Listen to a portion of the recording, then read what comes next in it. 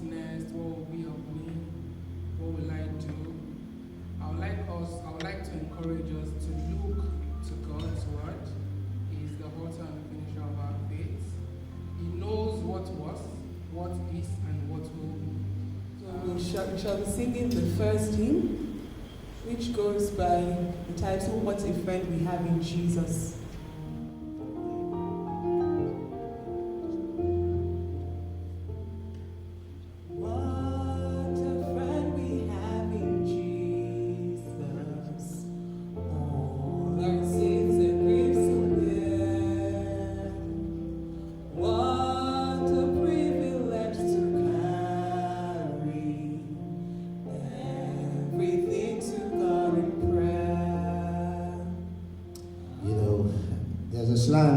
A friend of mine told me recently, you're such a bro. Why SAB?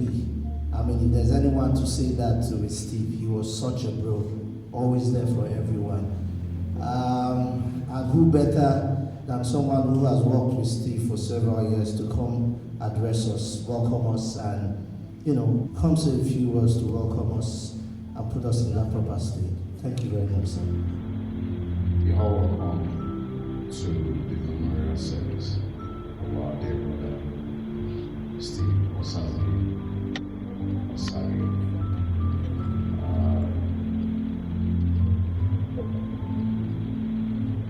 I want us all to think of the good things and how Steve allowed you to touch our lives.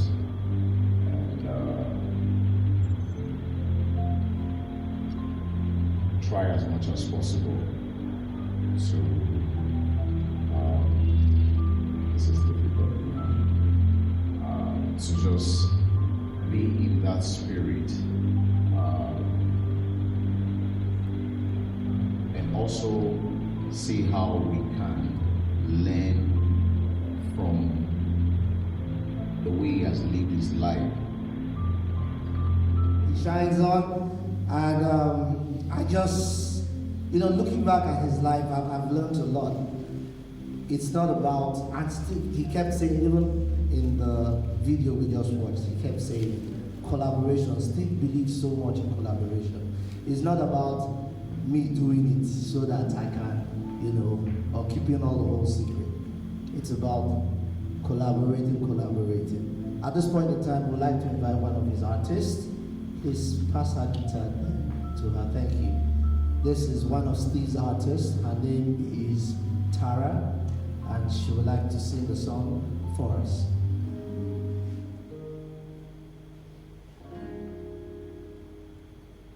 Dear Steve,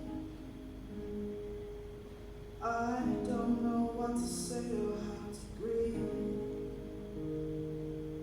Nobody ever thought that you would leave this way. Dear Steve, dear Steve,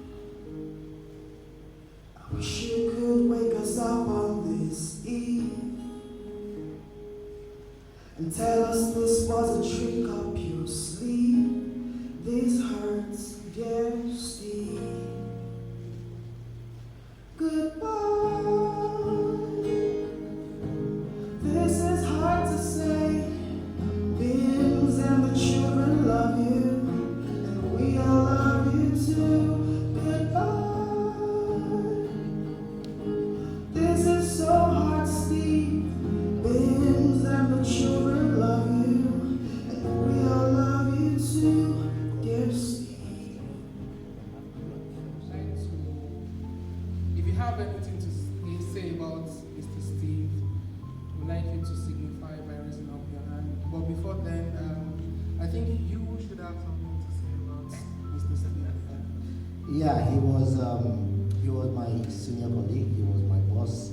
He was the VP of our association, and we had so many memories, so many moments in time, fused, frozen right now. So many words of wisdom from him. Steve is the kind of person that wants to make everyone a better person. That, even he might not agree with your point of view, but I don't think I saw Steve and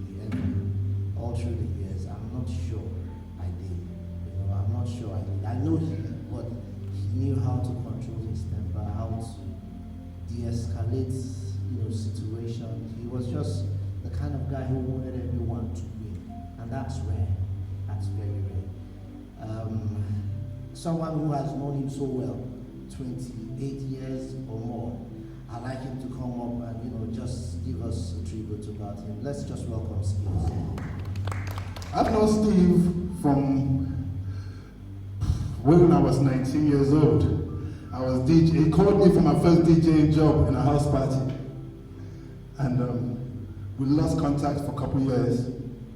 And then when I started doing music, and when I wanted to do music in Nigeria, and I didn't have anyone that could bring me to Nigeria and make this Nigerian African dream happen, Caroline, who was our in-between person, said she wants to introduce me to someone. And then she said, he's the one that will manage you.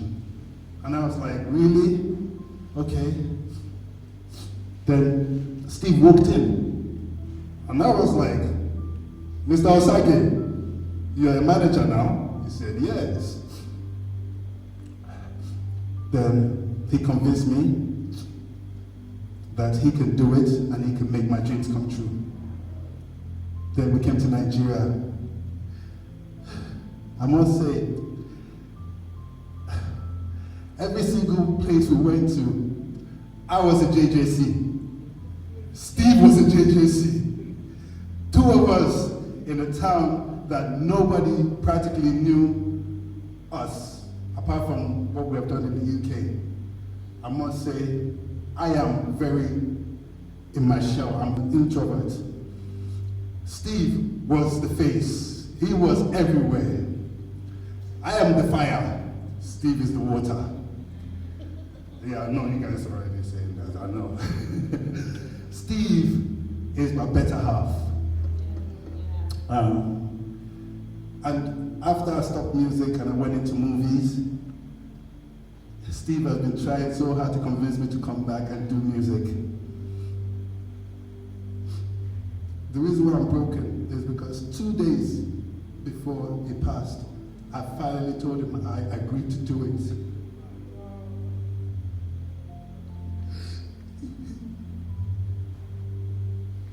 He uploaded the African Dream album and sent me a link saying he has finally uploaded it, that I should try and promote it. And I told him that evening, that he should send me the login so that I'll be able to check some things. Unfortunately, I never got the login, so it's with Steve now. And the last conversation we had was about the project. And I said, okay, you know what? Don't worry about my project. Focus on mommy and focus on daddy. Because he was in the hospital with them while still trying to help my project. And I told him, don't worry, we'll talk tomorrow. But tomorrow never came. Guys, there's so many things I wish I told him. I mean, going through my voice notes now, I see I have told him a lot, and he has told me a lot. There's still so much I never got to say to him. You know what, guys? It doesn't always have to be your brother or sister. You know, Steve was more to me than some of my blood brothers and some of my blood sisters. So guys, please be good, because I haven't been able to say a word in the WhatsApp group, but everyone has said everything I feel about Steve. Such an amazing person, such an inspiration, and you know what? I've learned so much. I am going to become water. I kill the fire. Thank you, Steve.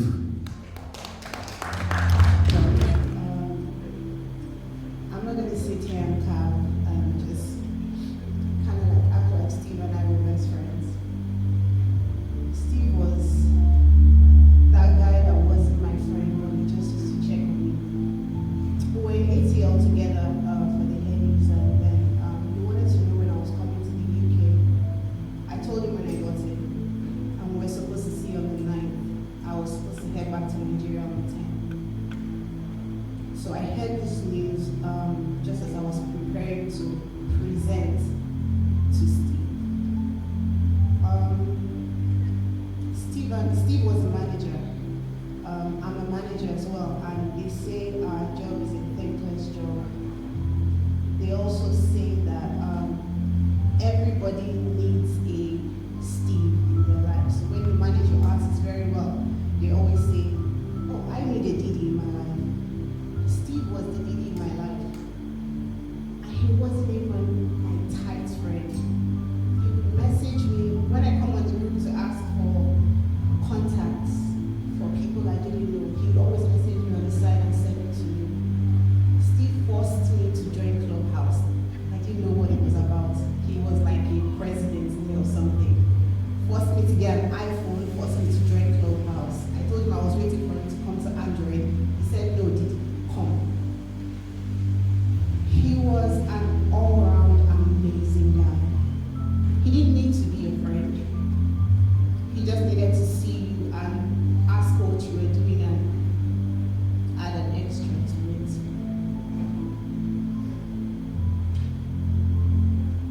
I'm gonna miss him. Thank you. That's for you. Thank you. So, Mizuche, please. Thank you. You see, all the things that people have said, all the things that you see, the pictures, the videos, it wasn't an act. That was Steve. Steve was a good man. Steve was a good father. Steve was a good husband. He was a good friend. He was a good brother. Steve and Bimbola, when they bought their home, their family home, my husband and I were in the UK. And the very day they moved in, they came and picked us up and said, "Come and spend the night, come and spend your time with us in their new home." Who does that? You know, everyone wants that privacy and that, you know, that chance to just enjoy their new home by themselves. But him and Bimbola are just beyond selfless. You know, Steve will call me at every little thing that I did, and he'll be hailing me. He would say, "Oh, are you putting your content together? Put it out there. Do this, do that." The last message he sent me was, he was a speaker at an event here in Nigeria. I don't remember what it was now. And he was on a billboard with a few other speakers. I think it was some industry event, and he sent it to me. And I responded and I said, "We're coming up, we're coming up." That was Steve, you know. He was someone who you could go brag about what you were doing or what you were trying to achieve without worrying that you'll be judged, that you were being cocky, and he will continuously add value to each and every one of your, you know, processes best that he can. One night, Steve stayed awake with me till 2 a.m. because I was trying to figure out how to do my Facebook ads. The more frustrated I became, the more Steve was determined to help me make sense of it. So when I hear all the things that people have said about him, and I believe it because he did it for me, and I'm not even in the industry. For someone to say maybe he was just passionate about the industry, that was who he was, spreading light everywhere. I said to Bimbola, I said, "Did you know that your husband gave this much of himself to so many people?" She said, "I suspected, but I did not know the extent." And I promise you, it's giving her joy that he lived the life that God called him to live. It's giving her joy that he served his time here on earth. And something that a lot of people might not know was that Steve was a God chaser. Steve was a God chaser.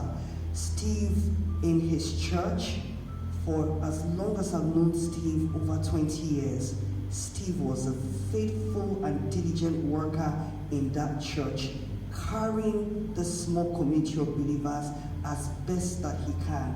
So even though we are all heartbroken, I am heartbroken, and this is extremely difficult for me as it is for many of you, let alone his family. But I do know one. I think his father just called him home. His father called him home. And that means he's gone there to go put the spotlight on us. I just imagine Steve in heaven making the way for all of us, pushing us, our fame and our fortune and all the things that we're supposed to do to the front, just shining the spotlight on us. So it's on each and every one of us who has had an encounter with him to make sure that we make it rain in anything that we're doing, whether you are in the music industry, entertainment, corporate like myself, or anything else that you're doing. For him, we have to make it rain. We have to make it rain. So his life will count for something. So on behalf of Bimbola and the family, I'd like to thank, JJC and everyone who has shared so many words, so many kind words, who have helped her to make sense of the life he lived and for her to accept that he served his time and is going to be with his father. Thank you everyone for, this service. Thank you for just pouring out your time. And I just, I hope that one day, all of us would see him, we'll be reunited with him one day soon. Thank you everyone and God bless you.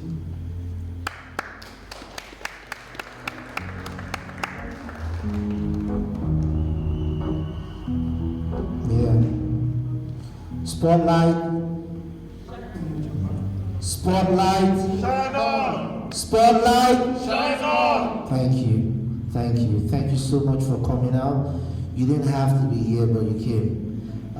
In spite of what went on, we know what day it is, and but you came to honor Steve, and God willing, you will receive honor in your own life. Because and that's just a story about Steve. He that waters will be watered. Steve is a guy that, like Essie said, I can't understand, I can't fathom how he does it. What time does he have to rest? What time does he have? And he didn't take out time from his family. He was a wonderful husband, a committed dad, and still he had enough time to help each and every one of us. I'd like us to reflect as we're rounding down rather. I'd like us to reflect on our own life. The essence of why we are here on earth. What have we done? What have we done? Take stock of your life. That's probably why the Bible says we should go to the house of mourning than to go to the house of rejoicing, because this is what will happen. It will make us take stock of our lives and make us become better humans. What have we done? Who are we affecting? What have we done? As we go, let's take that, let it resound in us, and let's know that we have a very good example in Steve. Spotlight, Osagie, who shines on. Thank you so much for coming. I'm Lillian. I'm Vivian. And together we're LV. So we've known Steve a very long time. We worked with Steve in our days of Cocoa Bar. Yes. He always tried to protect us from industry vultures. Yeah. I've known Steve since I was 18. That's a long time. And he just sent me a message on Facebook one day and said hello, and that was it. My name is Kennedy Imam. A producer and an consultant. I think my encounter with Steve would go as far back as 2006-07. My name is Benjamin. Steve is my boss. I worked with him with few other artists. I met him on LinkedIn when I just finished from Music Business Africa. Mr. Steve, I'm always with him, but I remember there was a day he told me something. Dami, you can do this thing. You're always telling me you can't do it. And I'm like, I will try. My name is Linda. I'm also known as Lioness. Steve saved my life at some point. Hi there, my name is Ikechukwu Black Pharaoh Honora, I'm the director of the Orchard Distribution Company, overseeing Nigeria and West Africa. And Steve is a very, very dear brother, friend of mine. I mean, we live literally about 20 minutes away from each other in the UK. Our very peculiar story was in 2019. He had been forcing us to come to need him for a long time. Steve is the only guy, one of the only guys that I've met that helped me without expecting anything back. You hardly find guys like that anymore. He just helped me, and that was it. I think I got a call from JJC from the UK about him promoting some new artists just signed, Big Brothers at the time. So I was looking forward to do my internship. So I was just messaging random people on LinkedIn, and Mr. Steve replied, and he gave me a chance to intern with him. And it was like, there's nothing there. Is it not for you to handle camera? You can do it, do that. I'm like, okay, I will try my best. And he's always pushing me to be a better version of myself. I don't know if there are still people like Steve in the industry that really makes out time for others, aside for themselves, that really wants to help you and not just thinking about the money they're going to make. I know that's really rare, but that was Steve. The fact of the matter is, Steve was just spreading his love, his passion, his work, his mission. He was spreading it and making sure that it was touching as many souls. But we went to France for the medium, and Vivian wasn't coming. And I remember I was literally on the flight, literally crying my eyes out because Vivian wasn't there. I just felt, why you're leaving me here. And it hurts now because I never really reached out to him as much as I should. We've stayed 4 years apart, and I never reach out to him, but he always sends me messages randomly to just ask me, how are you doing? What's happening with you? What's happening with your music? And I just used to respond so fast, and that was it. I never took time to ask him how it was as much as I should. Mr. Steve was that person that was there, like he was there for everybody. With the artists we work with, he was there for them. But one thing I love about Mr. Steve was he actually saw some things in me that even when everybody was like, she can't get it done, Mr. Steve is always like, this girl, you don't know, she's a star, she's this, she's that. I'm like, star, I cannot stand in front of camera. That was Steve. A lot of us will find it hard to move on, pursue our dreams now that he's gone, but I think he's going to be a driving force in our head, because all the advice he's been giving me over the years, gearing me to pursue my dreams and not let my talent die away. But yeah, he was just a magical soul, always smiling, always the first person to apologize, even if he didn't do anything wrong, but he would apologize on other people's behalf. But when I got to France, he came, picked me up, took me to my hotel room. I went to his apartment. He showed me everywhere what I needed to do. But cut the long story short, Vivian was planning a surprise. And the only thought I keep to myself now is that Steve was an amazing person to everybody he met. He was kind, he was good. But I called Steve and he was like, no, come to so and so place. Lillian is here with me in this hotel with so many industry people were there as well. And oh my gosh, it was such a beautiful surprise. And that day, Lillian didn't even know I was coming. Mr. Steve said, go back home. We don't need to see today. Go back home. I said, no, boss, we need to see. We saw, and when he left Nigeria, he was still calling to check up on me. It couldn't have happened, and I could just every time I watch the video, I haven't even been able to bring myself to believing that this is real, because every time I watch the video, I could just hear his voice. He'll be like, "Look at the twins," and like, it doesn't make any sense. But I know that God knows all. And I know people say, when people die, everybody say, yeah, this person was a kind person. We just say it in Nigeria just to talk. But sincerely, Steve was just a good person to everybody. So that's the memory I will hold on to.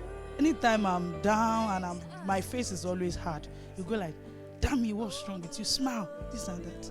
From today, I will always hold on to all the things you used to tell me, just to remember you, because you are very dear to my heart. Heaven is my witness. I love and I will miss you.